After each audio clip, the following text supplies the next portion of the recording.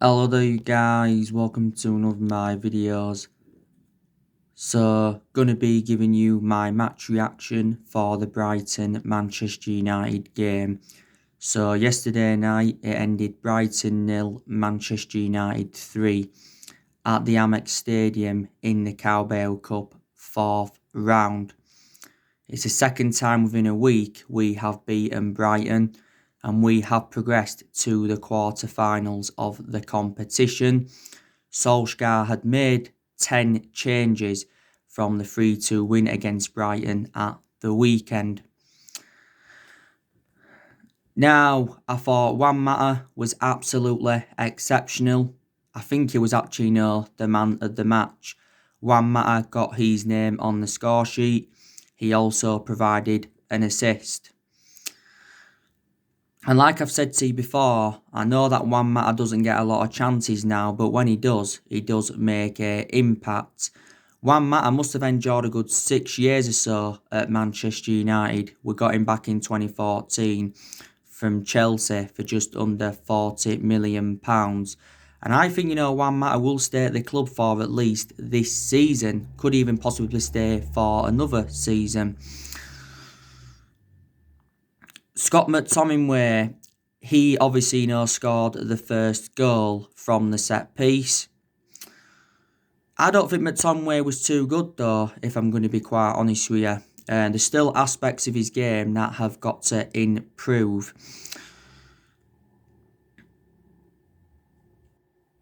Donny van der Beek, I thought again he was absolutely exceptional. Made some very good touches in the game. Obviously got the assist for Juan Mata's second goal. It was a lovely flick as well. And every game Donny van der Beek has played in so far, he has done very, very well. He did well in our 1-0 defeat to Aston Villa in pre-season. He did well in the 3-1 loss to Crystal Palace on the opening day. Came on and scored on his Premier League debut. Did well in the game against Luton in the third round. And also did well at the weekend against Brighton. So he's enjoyed a fantastic start to his Manchester United career. We got Donny van der Beek in a deal worth £40 million. He did sign a 5-year contract with the football club with an option of a further year, and he does currently wear that number 34. Solskjaer's come out and said that Donny van der Beek will get more chances, and he's even considering playing him as a left winger, Donny van der Beek.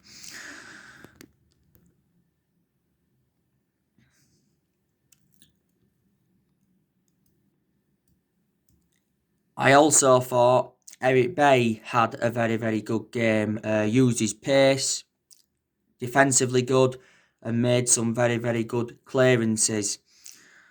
And like I said to you, I prefer Eric Bailly over Victor Lindelof because I think Bailly is a better centre-half. My only element of concern about Eric Bailly is that he is injury prone. But Solskjaer said, didn't he, before this season started, was it, that Bailly, will get more chances this season. Victor Lindelof. Now, to be fair, he looked quite good yesterday. He actually, looked better alongside Bailly than he has done, alongside Harry Maguire. But I've still got element of concerns about Victor Lindelof. Diego Dalot, don't think he was too good. Didn't really get forward enough. Nullified Brighton's attack on a couple of occasions, but weren't that good. Diego Dalot is one of the players that's been linked with a move away from Manchester United.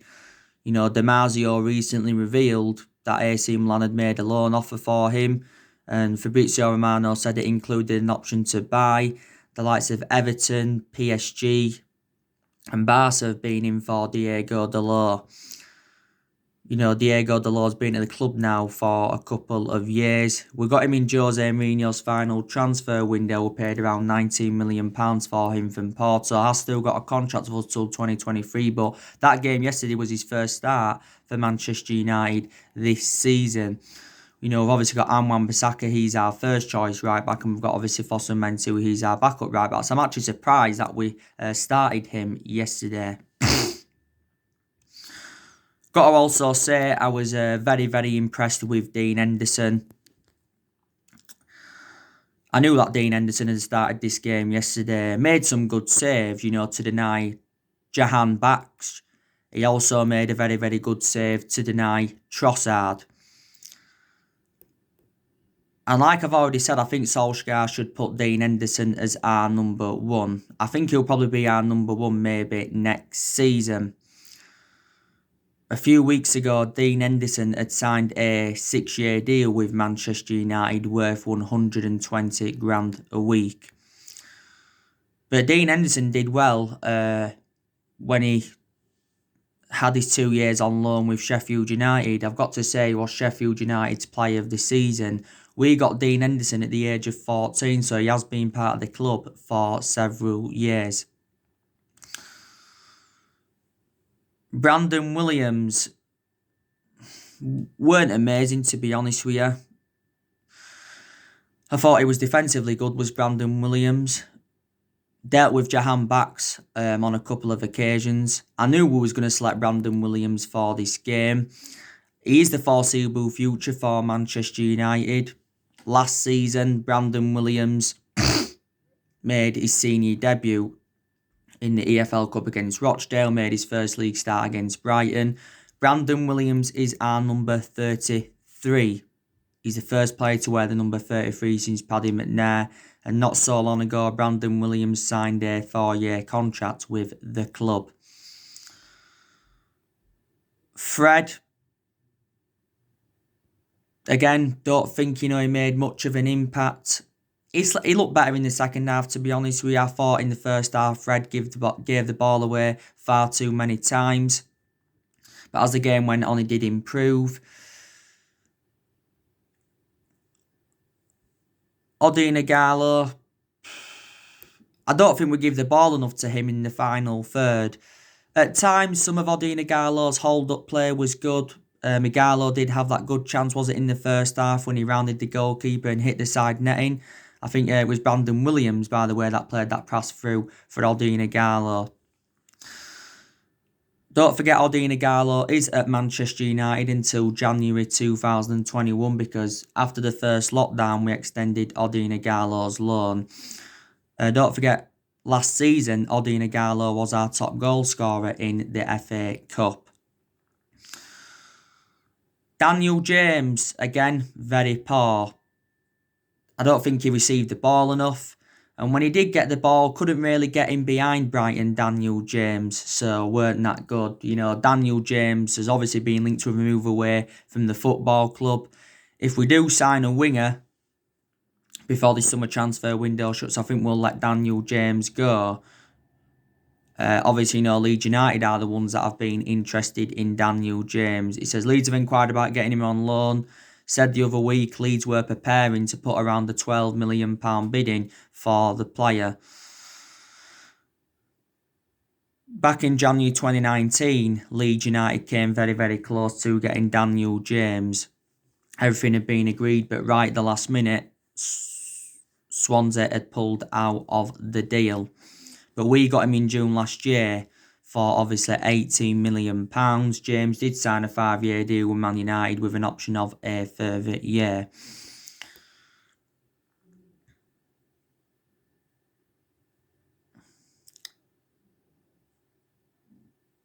But I thought the changes made the difference in the game yesterday.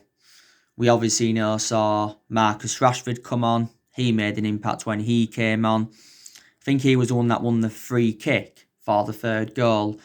Paul Pogba came on. He obviously scored the third goal. It was an absolutely fantastic free kick from Paul Pogba. And it was good to see Paul Pogba do well. Did do well when he came on because Paul Pogba hasn't enjoyed a fantastic start to the season, has he? I thought towards the end of last season, Paul Pogba was exceptional because his combination with Bruno Fernandes was very, very good. And I think Paul Pogba will stay at Manchester United for at least this season. I think we've just got to get him a new long-term contract to end the uncertainty over his future. Now, as it stands at the moment, Pogba's just got under a year left on his Man United contract, but the club do have an option to extend it for a further year. Now, Pogba's agent, Mini Raiola, a few weeks ago said that Paul Pogba wants to stay at Man United this summer and he will hold talks over a new contract. And he said a few weeks before the end of last season that Pogba was close to signing a 5-year deal with Man United. But yeah, it was very, very good. Lingard, he also came on in the game. But to be honest with you, don't think we were so good in that first half. But I thought the second half, we did very, very well. And like I've said to you now, I think the Carbaro Cup is a priority for Manchester United because it is a chance for us getting some silverware on the board this season. Because we want to win some silverware because we've not yet won out in terms of silverware under the Solskjaer era. And we haven't won a trophy for over 3 years.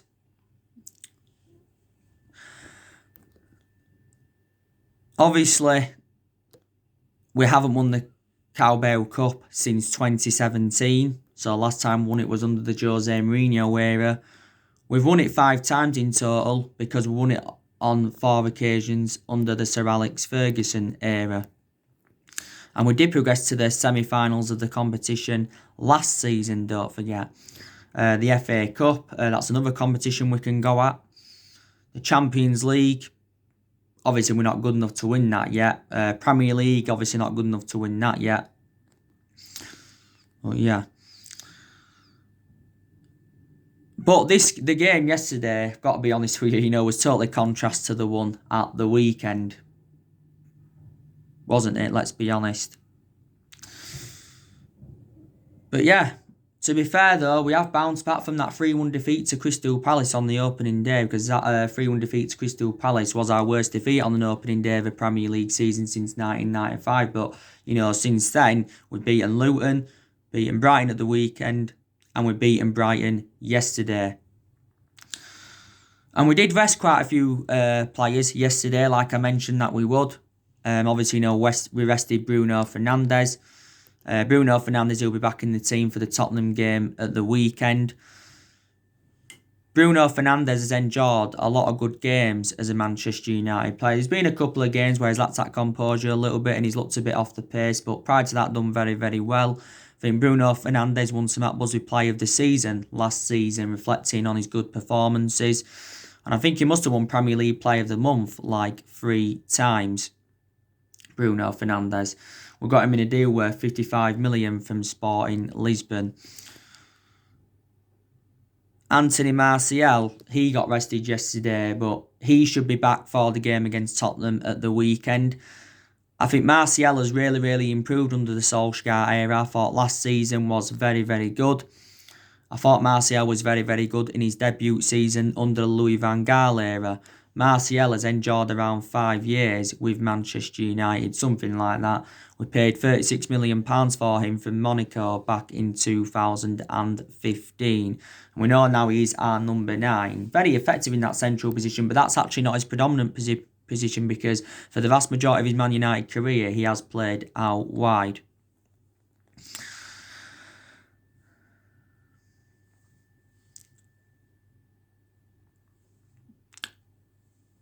Luke Shaw, he was rested yesterday. I expect him to come back into the team for the game at the weekend against Tottenham. As it stands at the moment, Luke Shaw's our first choice left back. But obviously, if we sign a left back before this window shuts, then he will be no longer our first choice left back. My only element of concern about Luke Shaw is that he's injury prone. Not so long ago, recovered from an ankle injury. David De Gea, I think he'll be back in goal for the game against Tottenham at the weekend. Like I said, David De Gea will remain our number 1 goalkeeper for this season. This season's David De Gea's 10th season at Manchester United. I think David De Gea has enjoyed probably around 7 good years because in the last couple of years he has been a liability, reflecting on the calamitous mistakes he's made. De Gea has made over 400 appearances for Man United in all competitions, 300 odd appearances in the Premier League. He's won everything domestically at the club, like I've mentioned before. We paid just over £18 million for him from Atletico Madrid back in 2011. But But the guy could possibly leave next summer, and when he does leave Manchester United, he will go back to Spain. Wan-Bissaka, like I mentioned, he got rested yesterday. He'll be back, I think, for the game against Tottenham. Obviously, Wan-Bissaka's our first choice right back. Wan-Bissaka's obviously got to improve his attacking intent because that's what he's lacking at the moment. But I think Wan-Bissaka's defensive contributions always been very, very good. You know, this season is Wan-Bissaka's second season at Manchester United. Harry Maguire, like I said, was rested yesterday. I'm surprised actually. I thought Harry Maguire might have started or would have been involved in the game. I heard that he had some kind of injury. Don't know what it was. Obviously, Solskjaer's confirmed that Harry Maguire will remain Manchester United captain this season. You know, this season's Harry Maguire's second season at the club, but as it stands at the moment, is the second most expensive sign at the club and the most expensive centre-half in the world. But I knew, you know, we would beat Brighton. They had a pretty good start to the season as well, did Brighton. You know, they was unlucky to lose on the opening day to Chelsea 3-1. You know, they was unlucky to lose to us at the weekend. Brighton, obviously, you know, did progress to the fourth round of the Carbaro Cup by obviously beating Preston and Portsmouth in the previous rounds. And like I've said, you know, they have got some good players in their team of Brighton. There was a few players, you know, big names on that, you know, they didn't start. Maupay obviously didn't start for them, but I think he came on in the game. Trossard didn't start, but I think he came on in the game. Aaron Connolly, you know, he's another player that didn't start for them. Glenn Murray, you know, he also wasn't involved for Brighton. You know, so they did rest some key players. Brighton, I think, only had 3 players out with injury, and that was Joses Cuido, Florin Andone, and Christian Walton. And there's a few players that have just recovered from injury for them. You know, Tarek Lamptey's just come back for them. Aaron Connolly's just come back. Dale Stevens, you've just let him go. Bisa Uma, I think he's still out with suspension for Brighton. Well, yeah. But yeah, the game at the weekend against Tottenham is going to be difficult for us. It's our first hard game, you've got to say. This is going to be Ole Gunnar Solskjaer's third meeting with Jose Mourinho as Manchester United manager. Solskjaer's already beaten Jose Mourinho once because last season we're beating them at Old Trafford by 2-1. And obviously, you know, it was 1-1 at the Tottenham Hotspur Stadium. It was actually, you know, the first game after the first lockdown was the Tottenham one. And Jose Mourinho will be reuniting with Manchester United yet again. You know, Jose Mourinho did endure 2.5 years with us. Obviously did win the Europa League and the League Cup in his first season. Also got second in his first season. Mourinho recommended around 11 players in to Manchester United. But I've got to say, Tottenham have made some good signings, you know, in the summer transfer window. You know, they got Holberg, they got Joe Hart on a free, they got Doherty, they got Kyle Walker-Peters, they got Reguilon from Real Madrid. You know, Bale's gone back to them. Mourinho's also made some other signings in recent years. You know, they got Jedson Fernandez in, Steven Bergwijn, Giovanni Lo Celso, Ryan Sessegnon. I think I heard that Tottenham are trying to obviously, you know, get Milan Skriniar. So they have made some good signings.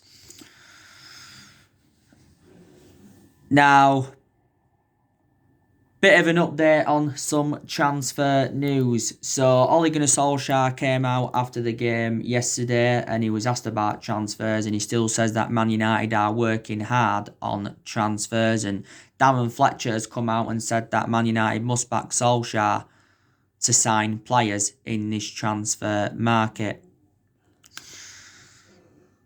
Now, as it stands at the moment, we have only made one signing, and that was Donny van de Beek, obviously. But Solskjaer said he wants to make around 2 or 3 more signings after Donny van de Beek, because there's 2 key areas where we are lacking. Now, I think Man United need to get a left back in. We need to get a right winger in. I think we do need a centre half, despite the fact that we have got 7 centre halves in the team, because we need someone to go alongside Harry Maguire, don't we? But I think Solskjaer said he's looking to sign a centre half next summer.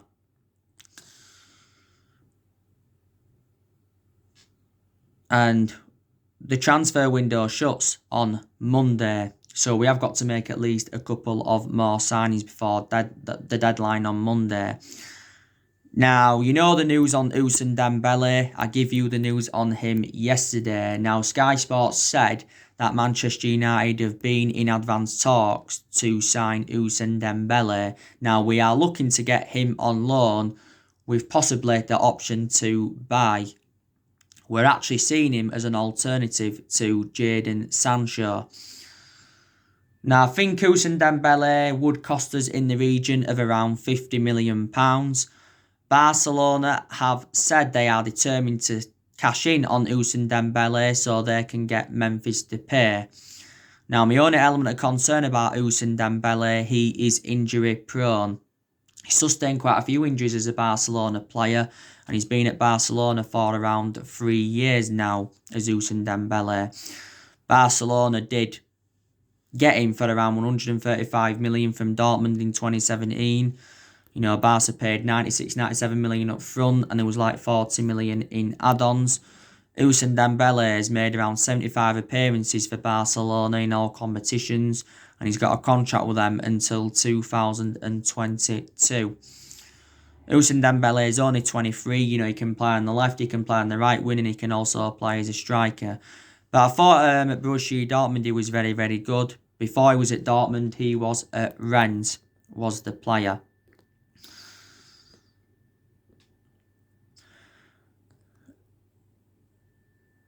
So he's one of the alternatives we're looking at to Jadon Sancho. You already know the news on Sancho. I give you the news on him yesterday. Jadon Sancho believes he will be a Manchester United player before Monday's deadline. Now, don't forget, Sancho was withdrawn from Borussia Dortmund's squad for their game against Bayern Munich yesterday night in the German Super Cup.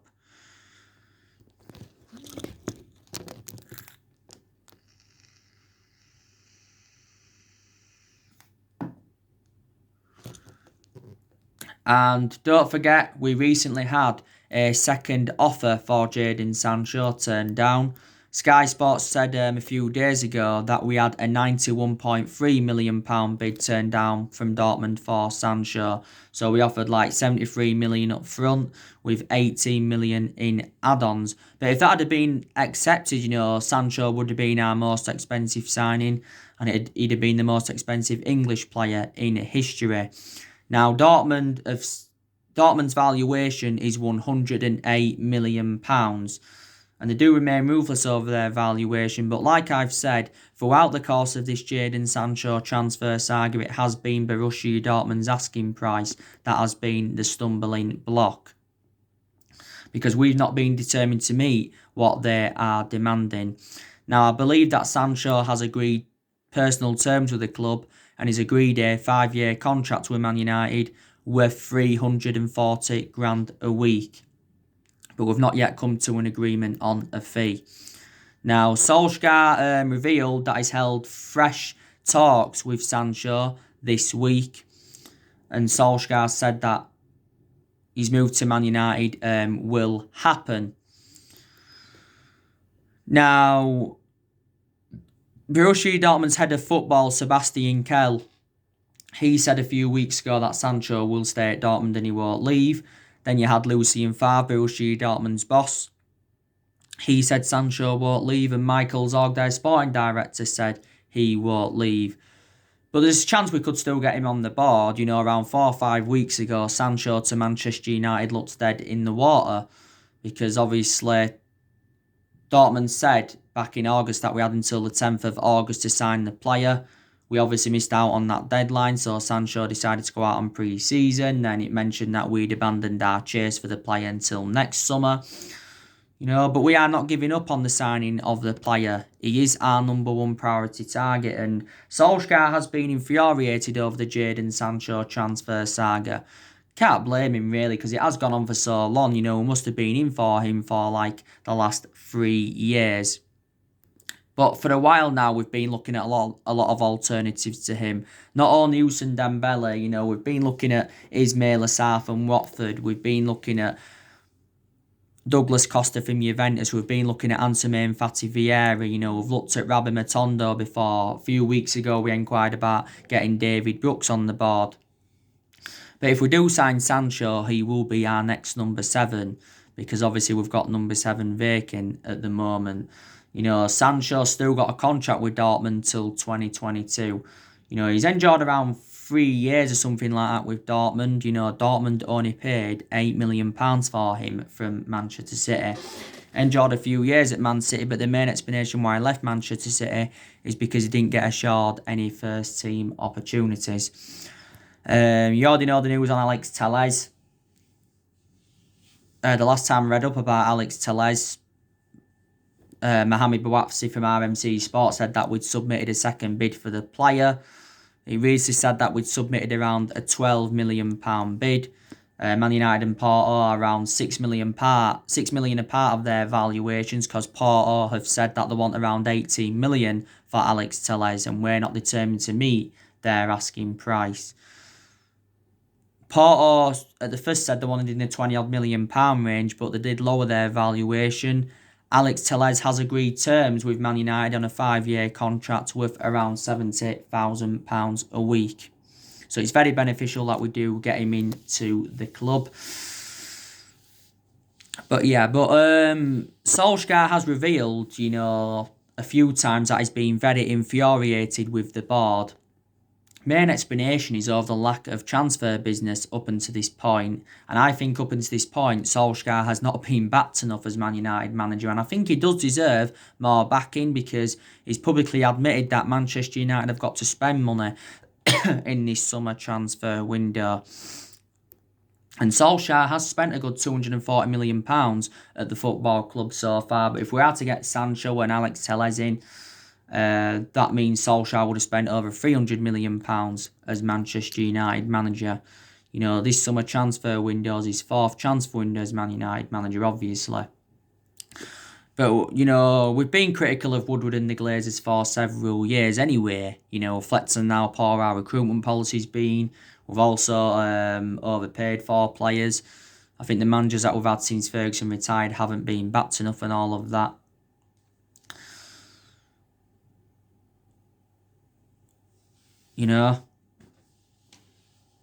Also, too, people say Matt Judge is accountable for the failure of transfers. But I think, the most blame stems from the Glazers, because they are the ones that recommended Woodward and Matt Judge in. But hopefully he will get more backing like he deserves. Like I said, for a while we've been finding departures difficult, not only making signings difficult.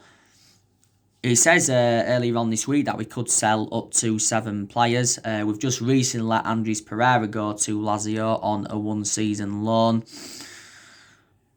But the other players we are looking to get rid of now, obviously, Lingard, he's a player we're looking to get rid of. There's been rumours of him leaving Manchester United. Smalling, he's another one we're looking to get rid of. I heard that Roma have submitted a second bidding for him. We want 18 million for Smalling. Roma put a bidding of £12 million for him, didn't they, at the first, but we had turned this down. Smalling was out on loan with Roma last season.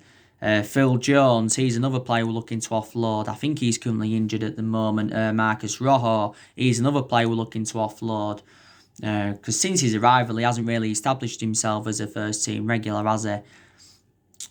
Diego Dalot is also another player we're looking to offload. Sergio Romero, he's open to leaving the football club. Because like I mentioned, Romero is now 3rd choice goalkeeper, isn't he? Because Dean Henson recently returned. And Romero's not going to want to be at Manchester United as 3rd choice goalkeeper, is he? Let's be honest. So it's very imperative that we do offload more players. It really, really is. But there's a lot of players as well that Manchester United will keep. But like I said, this season is Ole Gunnar Solskjaer's second full season at Manchester United. And he knows that, he's got to exceed his expectations if he is to remain Man United manager. What would represent a good season for Man United? That would be to finish in the top 2 or the top 3 and win a trophy. That would be a good season. Then I think Solskjaer would keep his job. If we didn't finish in the top 4 and we didn't win a trophy, then possibly Solskjaer could be sacked by the football club. But I said we've got to delve more into the season for me to give you more of a perception on Solskjaer. You know what I mean? But there's definitely positives to take from his tenure so far. Like I said, he's made some good signings. He's got rid of a lot of the deadwood since he got recommended in. I also like the way he has promoted the youth as well. But his just decision making has got to improve as Solskjaer's and all of that. Yeah. So anyway guys, that's everything to update you today. Drop your comments, likes below on the channel. If you do, consider subscribe as always, and take care. God bless. See you all again very, very soon.